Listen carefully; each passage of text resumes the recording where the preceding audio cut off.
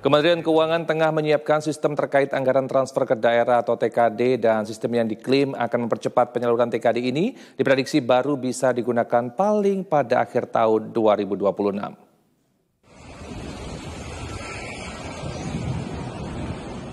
Menteri Keuangan Purbaya Yudi Sadewa tengah menyiapkan sistem yang memungkinkan aliran dana dari pemerintah pusat ke pemerintah daerah lebih cepat dan efisien.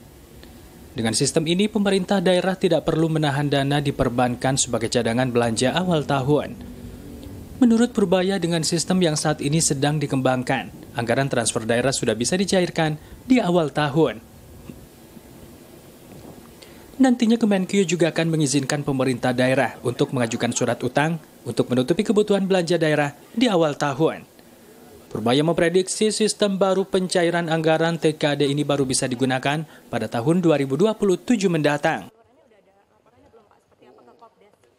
Nanti kita kembangkan, tapi yang jelas nggak akan diterapkan tahun ini karena kan mereka belum biasa. Kita latihan sistemnya, nanti tahun depan kita akan buat seperti itu supaya di akhir tahun mereka nggak harus nyediain uang 100 triliun secara agregat ya di Pemda. Harusnya dengan sistem seperti itu, 100 triliun itu bisa dihabisin di tahun 2026 nanti.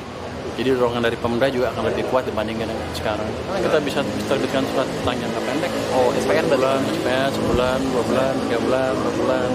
Jadi mesti kreatif sedikit dibanding kita menghambat perekonomian dengan menumpuk uang di bank. Kan lebih baik seperti itu, uangnya habis.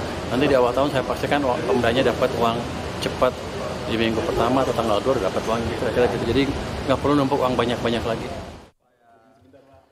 Dana transfer ke daerah atau TKD merupakan mekanisme pendanaan dari pemerintah pusat kepada daerah untuk mendukung pelaksanaan urusan pemerintahan yang menjadi kewenangan daerah. Penyaluran TKD ini dilakukan melalui transfer ke rekening kas daerah. Daerah juga wajib melaporkan penggunaan dana sebagai bentuk akuntabilitas.